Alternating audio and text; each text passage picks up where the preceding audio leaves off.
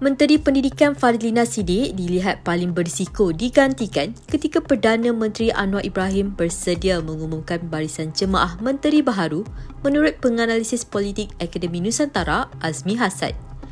Azmi berkata menteri daripada Pakatan Harapan merupakan kumpulan paling berisiko kerana Anwar mempunyai lebih banyak kuasa budi bicara dalam pelantikan mereka.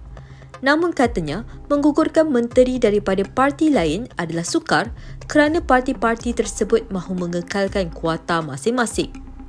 James Chin dari Universiti Tasmania menjangka rombakan itu lebih kepada pelarasan sederhana dan bukannya pertukaran besar-besaran.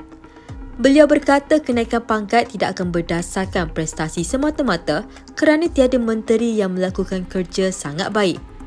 Chin berkata Menteri Pengangkutan Lok Siu Fook adalah satu-satunya tokoh kanan yang secara relatifnya bebas daripada kontroversi, manakala Fadlina telah lama dianggap kurang berprestasi.